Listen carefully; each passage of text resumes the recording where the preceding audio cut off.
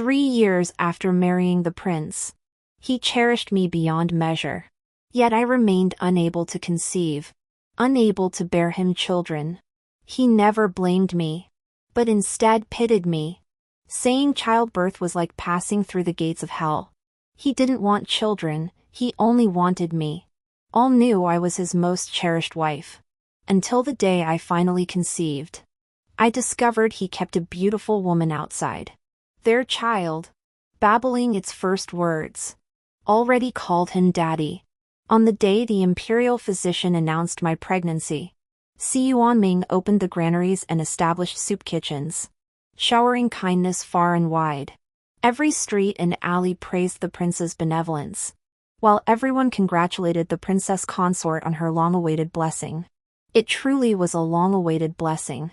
Si Yuanming and I had yearned for this child for 3 whole years. Those 3 years were nothing short of unbearable suffering. Piles upon piles of herbs and tonics flowed into my courtyard like a river. The room dedicated to boiling medicinal decoctions was even larger than the small kitchen. My body carried a lingering bitterness of medicine year after year. Long needles left my skin bruised and battered. Not a single inch of unblemished flesh. My heart ached so deeply that Si Yuanming would hold me, tears streaming down his face. ACI. Let's not have children. Let's not. This lifetime. You lean on me, and I'll lean on you. The 2 of us living well together is the best we can hope for. Is that all right? How could I not be moved? That young prince, who never uttered a sound even when wounded to the bone, choked back tears for me time and again. Later, he defiantly stood his ground against the imperial decree, pleading with the emperor to recall those beautiful concubines and vowing I would be his only one for life. In his youthful recklessness, he spoke without weighing his words. Had the Empress Dowager not intervened, he would surely have been thrown into prison long ago. Back then, Si Yuanming truly loved me. But now, gazing at the man before me, his appearance scarcely changed. I suddenly felt both familiar and utterly unreadable. My tear ducts gave way, and 2 droplets fell unexpectedly. Si Yuanming pressed a silk handkerchief to my eyes, gently wiping away the tear streaks. Yet his own eyes were clearly reddened. Ah, Si, don't cry. This is a joyous occasion, why shed golden beans? The tears flowed because I had no fate with this child. Just as I gained him, I must now cruelly cast him aside. Even more so because Si Yuanming deceived me, he already had a child outside our marriage. Not with me. Si Yuanming and I were the most enviable couple in the capital. Even the Empress herself sought my advice on husband-managing techniques. How strange! Prince Qi was always the wildest spirit, climbing trees and diving into rivers since childhood. Yet now, for you, he's become a different man? Just the other day, the Emperor wanted to take him on the southern inspection tour. Guess what? He said he couldn't bear to leave his lady behind. Either he wouldn't go at all, or he'd bring her along. Amidst the laughter and teasing, my ears grew hot. My heart a tangled knot of sweetness and bitterness. His love is real, yet his betrayal is real too. How can someone truly love me and still cause me such pain? I stood frozen in thought until the Empress called my name several times, snapping me back to reality. I hurriedly bowed low in apology. Don't kneel. Don't kneel. Rise at once. Your body is precious now. If that young man ever learned I mistreated you, he'd tear this palace roof off my head. The Empress laughed, dismissing my offense with a single sentence. She bestowed many gifts before sending attendants to escort me out. The moment I stepped outside the palace gates, the prince's carriage pulled up smoothly before me. Si Yuanming's hand, clasping mine tightly, was dry and warm, so much so that I found it hard to let go. Why did you come? To escort my lady home. Of course. The journey back isn't short, and I feared you might bump or bruise yourself. Oh, and that restaurant we frequent has added several new dishes. Fancy trying them? I've inquired, they can all be made without ginger. Siyu Anming's gaze was sincere and fervent. His amber eyes held nothing but me. He chattered on, listing my favorite foods and tastes as if reciting a treasured collection, details I hadn't even noticed myself. It almost made me forget the unpleasantness and continue living peacefully with him. But I couldn't bring myself to do it. Your Highness, I don't want to go anywhere. Let's just go back. Siyu Anming paused, likely because I hadn't privately addressed him as Your Highness since our marriage. Though puzzled, he said nothing and accompanied me back to the mansion. The carriage stopped and started along the way. I usually loved bustling crowds, but now my mind was elsewhere, leaving only silence between us. Siyu Anming was always perceptive about matters concerning me, especially since I'd shut myself away for days. Even my maids sensing something amiss. At noon, while I slept, he slipped into my room like a thief. I knew he was there but kept my eyes closed, wanting to see what he'd do. To my surprise, he did nothing. He simply stood quietly by my bedside for a while, then tiptoed onto the bed and lay down fully clothed beside me. His movements were so light he feared waking me, not even daring to embrace me. The room was still and peaceful, my back pressed against his chest, and I could feel our heartbeats gradually synchronizing. In that instant, I suddenly felt an overwhelming urge to cry. Love and pain were intertwined, neither yielding an inch. This was my husband of 3 years, the father of the child growing inside me, the man who had always cherished me like a precious treasure. Yet he was also the faithless man who had united with another behind my back and fathered a child with her. Unable to contain my emotions, I wept until my shoulders shook, waking Siyu Anming. He frantically wiped my tears, pulling me into his embrace and patting my back as he soothed me. Ah, Ci, don't cry. I'm here. Did my sudden appearance startle you? Or did you have a nightmare? There. Don't cry. His comforting words seemed to rewind time to years ago. To a long time ago, when he had comforted me just like this. Back then, we had just married when the imperial physician diagnosed me with severe infertility, fearing I might never bear children. I wept my heart out, cursing myself for being unable to give my beloved a child. I also dreaded the shame of such a stigma spreading, fearing the gossip would drown me alive. But Siyu Anming held me just as he does today, his broad palm resting soothingly against the back of my head. They say childbirth is like walking through the gates of hell. Well, that's just as well. I couldn't bear to see you go through that ordeal. Ah, Ci, don't cry. Don't think about anything else. With your brother here, I'll rip out the tongue of anyone who dares to gossip. He murmured these words, telling me that having me was enough for him, and that he detested those chattering children. Truth and falsehood mingled as he comforted me over and over. And he truly kept his word. For 3 years, no child came. Yet even the emperor never blamed me, and common folk dared not gossip about me. Siyu Anming truly wove such a grand, beautiful dream for me.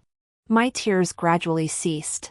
When I lifted my gaze to look at Siyu Anming again, his eyes held unmistakable worry. Aci, you've been troubled these past days. Is it because of the child? We are one heart and one mind. If anything troubles you, speak to me. We will face it together. Never keep it bottled up inside. His words were sincere, his eyes holding the clearest waters in all the world. For a fleeting moment, I wavered. I thought, if he would only come to his senses, dismiss those outside influences, and continue living well with me, could I perhaps forgive the past? I sat up on the bed, shaking my head and wiping away my tears. Nothing. I was just dreaming of the days when we were newlyweds. Back then, you'd chase after me, saying all those sappy things, that I was the only one for you in this life. That fertile fields and beautiful concubines meant nothing compared to me. Compared to our home. You swore you'd keep my rules. That you'd be my one and only loyal subject for a lifetime. Yuan Ming. I'm afraid the dream will shatter. Afraid dreams are always the opposite of reality. I'm testing him. Trying to use this to bring back his promises. As our eyes met, Yuan Ming's gaze flinched only for an instant before he swiftly took my hand. Nodding solemnly. Having promised you. How could I ever break it? You're just overthinking things. But the elders in the palace say a woman's emotions run high when she's with child. Vent freely, your brother will bear it all. When he smiled, a tiny fong peeked out. Its tip perfectly flat. It was when I was 15, eating the burnt rice I'd cooked, that I chipped off a tiny corner. He laughed until he was doubled over, not blaming me in the slightest. He even teased that if I switched careers to iron casting, I'd surely be a little genius. The memories are vivid. All these years of love and time together were not a false performance. I truly couldn't bear to let go. I sold my principles to him for one more chance. But Yuan Ming didn't seize it. He disappointed me once again. Madam, word has come that the two in the courtyard yesterday seem to have moved their entire household. Judging by the direction, they likely headed toward Wang village. Is the prince here? The prince. The prince is also. Suishi's voice trailed off, her eyes darting toward me as she dared not say more. My body and mind were exhausted like never before. I'd thought this would make Yuan Ming see reason. But instead, fearing I'd discover them, he'd hidden them even farther away. I laughed bitterly, tears trembling from my eyes at the sound of my own laughter, a laugh that was both bitter and hollow. Enough. Enough. I waved Suishi away. But as she reached the doorway, I called her back. You. Go to the market and fetch some herbs. Madam. No need for words. Just do as I say. Before bidding farewell to the child, I made a trip to Wang village. It wasn't to intimidate anyone, I simply wanted to see her and that child. The courtyard Yuan Ming had arranged for mother and child wasn't extravagant, but it was well equipped. In the spacious courtyard, a woman with gentle eyes and brows carefully stitched undergarments. Thread by thread, the child sat at her feet, murmuring "Father, Father." Had Yuan Ming been there too, this would likely have been the idyllic family bliss described in books. A sharp pang pierced my heart. When I looked up again, the woman had already noticed me. Who are you looking for? Young lady. My apologies for the interruption. I happened to be passing by. Might I ask for a bowl of water? She hurriedly nodded in agreement, bringing me water that was refreshingly cool with a hint of sweetness. It was well water mixed with sugarcane juice, Yuan Ming's favorite, and a habit unique to him. The juice tasted sweet on my tongue, but as it slid down my throat, it turned into a wave of bitterness. Is your son about a year old? He looks like he's just started talking. A year and a half. He's a late talker. Just like his father. Her face flushed with shyness when she mentioned Yuan Ming, that same happiness I'd once seen reflected in my own face. A year and a half old. And she was already carrying another child. So, we'd only been married half a year before he found someone else. The woman, perhaps recognizing a familiar face, shared more in fits and starts, including stories of Yuan Ming's childhood. These were details even I had never known. She also mentioned the child's name, Nianin, because her surname was in, from An Liu. My eyes stung as I listened to her recount each detail, my heart slowly shattering. Your husband must have loved you deeply. She hesitated, then finally nodded with a smile. He said he'd come to marry me after this winter. I could no longer hold back my composure. A lump formed in my throat as I hurriedly took my leave. On the way back, tears fell like beads from a broken string. I cared not for appearances. Wailing hoarsely inside the carriage, my heart was filled with thoughts of the first lantern festival after our marriage. The east wind blooms 1,000 trees at night. A sea of fish and dragons dance through the night. Si Yuanming embraced me, his face aglow with joy. When we have children someday, whether boy or girl, we'll name them Niancy, Si Niancy. Si. Ruancy? Your love wasn't particularly precious. Nor were your memories especially unique. He would share the same story with 2 people. Yet tell her things even you didn't know. The chance you gave him was nothing but a joke in his eyes. After returning to the mansion, I resolved firmly to seek a divorce. Si Yuanming and I entered the courtyard one after the other. As soon as we stepped inside, he began complaining to me about court affairs. That Shaolin, relying on his current favor with the emperor, speaks to me with hidden barbs. I suspect he still harbors feelings for you and resents me for acting first back then. Tomorrow, I'll go to his residence and flaunt my achievements, just to infuriate him. The name Shaolin was not unfamiliar to me. Back when he proposed to Si Yuanming, it was only a matter of days, and I'd even known him longer. After Si Yuanming and I set our wedding date, he volunteered for military service. For years passed in the blink of an eye. Now he's returned victorious, his fame reverberating across the land. I hung my head in silence. Si Yuanming noticed I was even quieter than usual today. He sat down beside me cautiously, trying to win me over. ACI. What's wrong? Are you feeling unwell somewhere? I lifted my eyes. In his gaze, I saw not a trace of guilt or remorse. It was as if he truly acted with complete integrity, as if he still loved me as much as ever. I smiled faintly, brushing a speck of dust from his shoulder. Nothing serious. I heard you went to Wang village recently. Did the emperor assign you a task? A fleeting stiffness flashed across his shoulder before he followed my lead. Yes.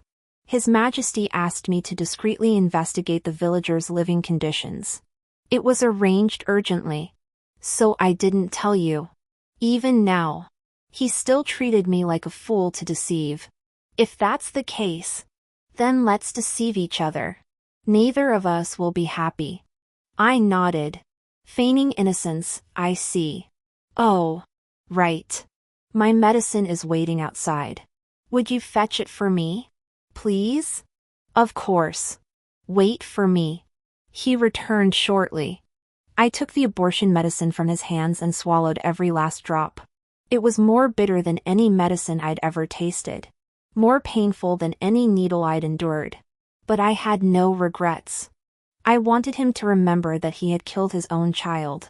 Even in my unconsciousness, I could still hear sounds. I heard Si Yuanming raging, weeping beside me, begging me to wake up. He was consumed by endless self-blame, for he had handed me that bowl of medicine himself.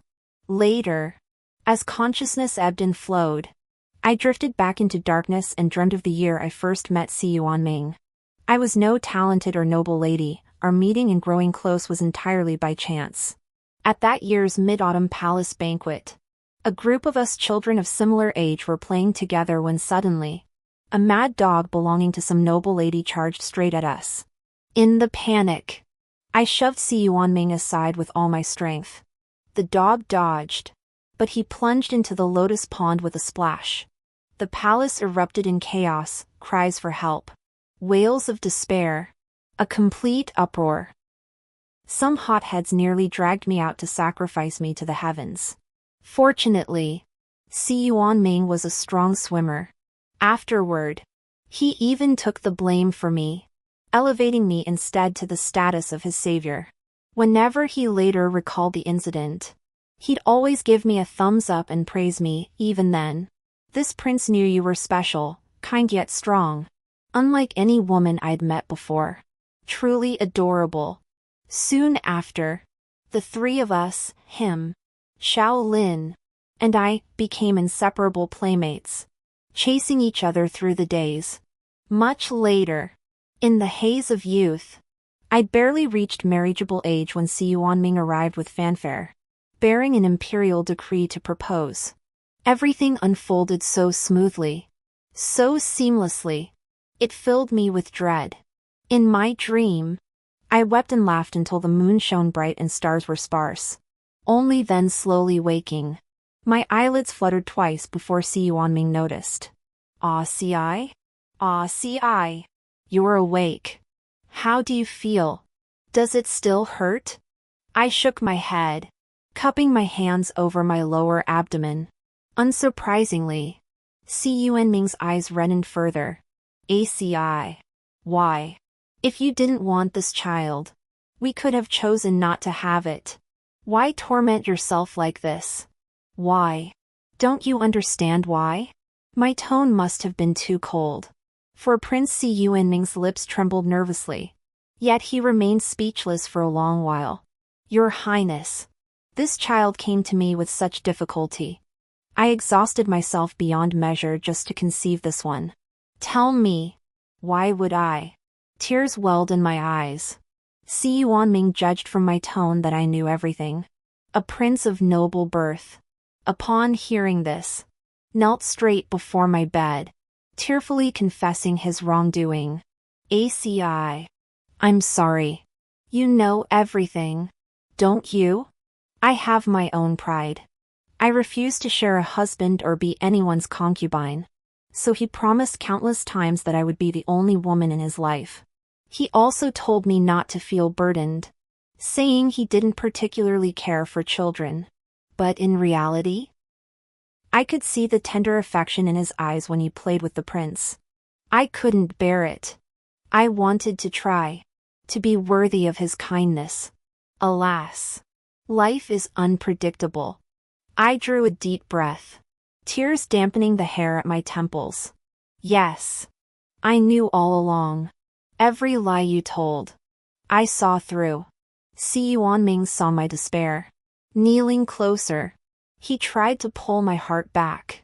ACI. I swear I never felt romantic affection for her. Give me one more chance. I've given you chances, many times. Not just these past 2 days. But those 2.5 years, wasn't every day an opportunity? I raised my hand to wipe the tears from his face. Speaking softly yet firmly, since your heart belongs to another, I'll tear it apart and scatter its ashes to the wind.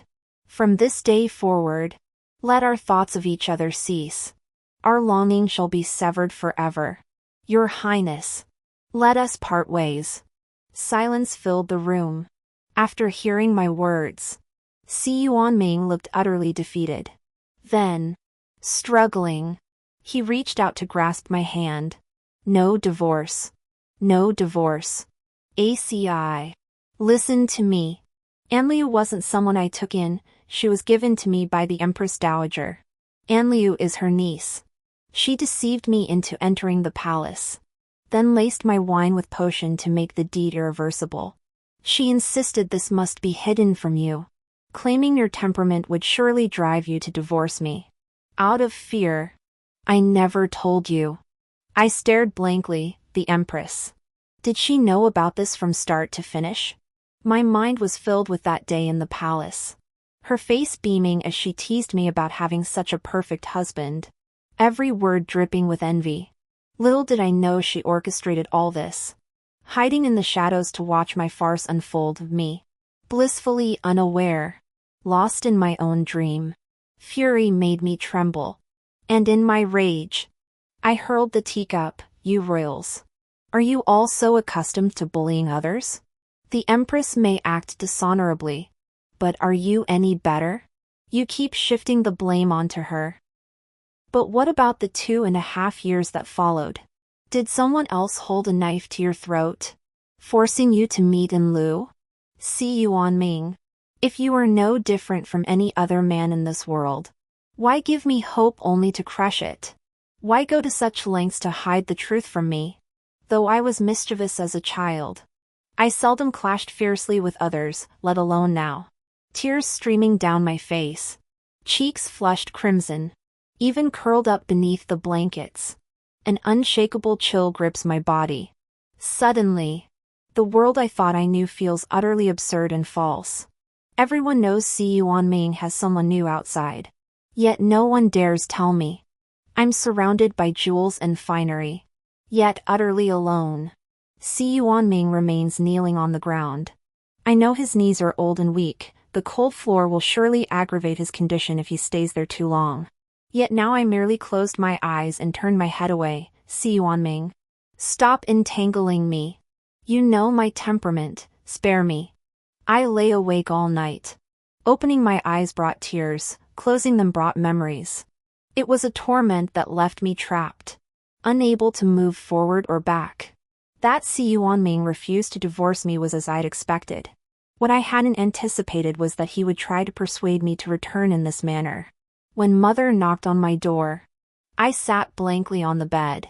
Hearing her, I hurried to open it, but surprise gave way to shock. Mother, why are you here? Prince Chi wrote to ask me to keep you company. He said you two have been quarreling lately? Her smile was gentle, but I never expected her to stand by me. Look around the court, which noble household doesn't have 3 wives and 4 concubines? My own thoughts were pure fantasy, the stuff of dreams if spoken aloud. I lowered my eyes, intending to make up some excuse, but when I saw Mother's face, I poured out everything. Mother, I know this wish will make people laugh, but it's my only desire. I don't want to betray myself. Instead of the expected lecture, Mother patted my hand reassuringly. Life is fleeting, you must live for yourself. Whatever you choose is fine. Don't worry, once you decide, your father and I will find a way. My eyes stung with tears. I never imagined this world held a corner that could accept me. That very day, I packed lightly and followed my mother back to her hometown. Just before we left, Si Yuanming blocked the doorway. Furious and anxious, mother-in-law. It's just a few disagreements, why must you go back to your parents' home? Your Highness, please forgive me. My own daughter has erred, and it is only right that I take her home to discipline her properly. I implore your Highness to yield. That day, Si Yuanming stood at the door watching our carriage for a long time, but I never once looked back. I heard that after I returned home, Si Yuanming was overcome by anger and fell gravely ill, never regaining consciousness. I looked at Mother with worry in my eyes. I fear you and Father will suffer because of me. If punishment truly comes, Mother, just pin the blame on me. Say it was my insistence on returning home. Why should you, a young lady, bear the blame?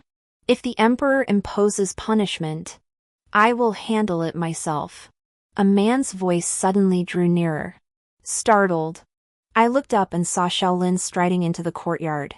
Why has the young general come? I've been restless these past days. Upon inquiry, I learned trouble had befallen you. So I came to see. His words were both subtle and bold, leaving me unable to accept nor refuse. I could only bow my head in gratitude. Divorce is no trivial matter, especially when it involves a prince. Years ago, my failure to bear an heir for 3 years already drew the imperial family's displeasure. Only Prince Chi shielded me from the flames. Now that they've seized this opportunity, punishment is inevitable. General, you are young and promising, you must not gamble your future on me. That was one reason. The other I dared not voice directly.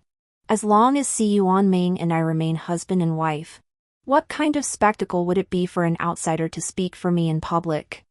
I pleaded gently, but Shaolin insisted on defending me in court, leaving me with a headache. Shaolin, I appreciate your kindness, but this isn't the way to resolve it. I know you care for me, and I promise to seek your help when needed. But this matter, could I handle it myself? Seeing my tone rise, Shaolin seemed flustered, instinctively taking a step back and nodding, all right. Within the palace, the Empress learned of the recent events at the Qi Prince's residence. A smile she could not conceal spread across her face, and she was nearly clapping her hands in delight. This fire of jealousy burned with such satisfying intensity. Your Highness, The emperor has summoned you to the imperial study. It is likely concerning this very matter. Excellent. I too wish to discuss this with him. Upon meeting the emperor, the empress resumed her usual look of deep concern. She hastily paid her respects and initiated the conversation. Your humble servant has heard that the Prince of Qi is unwell. Has his condition improved? He remains unconscious. Which is precisely why I summoned you. Matters of the heart elude me entirely, they leave me utterly bewildered. What do you suggest we do about these two? The empress bowed gracefully. In this humble servant's opinion, it would be best to grant them a divorce and arrange for Enlil to enter the prince's residence. Though Prince Qi swore his devotion, this servant has observed him visiting the mother and child frequently these past 2 years. There remains a bond between them. Moreover, with the Prince of Qi now ill, he needs someone attentive and caring by his side. Enlil would be the most suitable choice. As for the princess consort, I have known her for several years. She has a fiery temperament and would surely dwell on this matter. I cannot bear to see her tormented by heartache. So I dare to petition for an imperial decree granting her a divorce. The emperor pondered briefly before waving his hand in approval. You and the princess consort do share a deep sisterly bond. Very well. I shall heed the empress's counsel. Today is the 15th, and by custom I should visit your palace. However, Consort Rong sent word early this morning that she is unwell. I shall visit her this evening instead. Unable to refuse, she relied solely on her regal robes to support her barely audible voice. Very well. This humble servant takes her leave. Emerging from the imperial study, the empress gazed at the square expanse of sky, her heart growing bitterly cold. Only those 2 imperial decrees offered her any solace. Why? Born into the same imperial family, was Prince Qi a devoted lover, willing to grow old with a barren woman? Yet despite her every effort, she could not preserve their affection. From now on, she would be bound to a fickle man forever. It was unfair. This world would only be fair if everyone were as unhappy and unfulfilled as she was. What in this world could ever be perfectly complete? Mother, there's no need to comfort me. I understand everything. If you can let it go, that's good. Should you return to Prince Qi? After all, there are years of affection between you. Yes. Years of affection, not something severed overnight. But precisely because I cherish this bond with utmost sincerity, I now cannot bear to see him. I shook my head with a faint smile. No. My sole wish now is a smooth divorce. Beyond that, I desire no further connection with him. As I discussed the divorce with my mother, a young maid hurried in. Lady, Princess, Lady Zhulan from the Empress's quarters has arrived. Mother and I both startled, exchanging a glance before rising to go out. Zhulan came bearing a message from the Empress, delivering it with unusual sincerity. Her message boiled down to 2 points. First, that she too had been forced into her actions back then. Second, that she had petitioned for an imperial edict on my behalf, which had now been sent to the Prince of Qi's residence. Such expressions of remorse, even if she had come to say them herself, I wouldn't believe them. How could I trust them when relayed by another? It all came down to one thing, using the pretext of receiving the edict to lure me back to the palace, so I could see how the new mistress had taken my place. I offered a polite smile, fully playing along with her scheme. Thank you for making the special trip, Auntie. Since it's been delivered to the Prince of Qi's residence, I shall return at once. When I saw Enlil again, she had completely transformed, adorned with jewels and pearls, draped in brocade and silk. She truly bore the air of a princess. Si Yuanming remained unconscious, lying half-naked on the bed while Enlil bathed him. These past days must have unfolded much the same way. I should have felt heartache or anger. Yet upon seeing her again, I felt not a ripple of emotion. Her expression showed no surprise at my arrival. She set aside her task with a smile to greet me. her eyes brimming with haughty disdain. I should have known better. Anyone capable of persuading Si Yuanming to stay couldn't be without guile or calculation. She likely recognized me the moment we met. Greetings, sister. No need for such formality. My family has no younger sister who became a concubine and bore a child out of wedlock. Simply call me Miss Ruan. Her expression flickered, but I paid it no mind. Just then, the eunuch arrived bearing the imperial decree. My gaze remained fixed straight ahead as I swept past her. The emperor's edict contained but a few words. Yet it fulfilled my longing for divorce. This love, nurtured since youth, had finally reached its dead end. After thanking the edict, I returned to my residence, leaving Sueshi and several household servants to settle the dowry at the prince's mansion. Not a single coin would I take from Si Yuanming. Perhaps some inexplicable fate still bound us. On the very afternoon I departed, Si Yuanming unexpectedly regained consciousness. I heard that the first thing he did upon waking was to stumble into the palace, pleading with the emperor to revoke his decree. But how could the emperor's word, especially with the empress's influence, ever be taken back? When Emperor Si Yuanming failed to persuade the emperor, he turned to me. In the pouring rain, he knelt before my courtyard, refusing to rise. He endured the downpour for 2 hours, begging only for a single glimpse of me. Truthfully, the sight was somewhat pitiable. I emerged with a cold expression, umbrella in hand, standing before him. I tilted the canopy slightly toward him. You've seen me. You may leave now. Si Yuanming's face was streaked with water, rain or tears. It was impossible to tell. Each time he tried to speak, his voice broke into a choked sob. His robe was soaked and filthy, his jade-like hands now caked with mud. Trembling, he clutched the hem of my skirt. Don't divorce me. Please. Don't divorce me. Don't. From the day we met until now, 7 years and 4 months have passed. In less than half a month, it will be our 4th wedding anniversary. I've seen him triumphant and carefree, cold-hearted and worldly wise. But this pitiful state is a first. He was once the young prince I cherished above all, the one I vowed to support until our hair turned white. Seeing him like this, how could I not ache? But ache is one thing, forgiveness is another. What I must do is carve a ruthless path through this very ache. Your Highness, rise. I have words for you. His face lit with hope, expecting a turning point, but his smile faded with each question I posed. Was it you who favored in lieu? It was. Was it you who made her pregnant?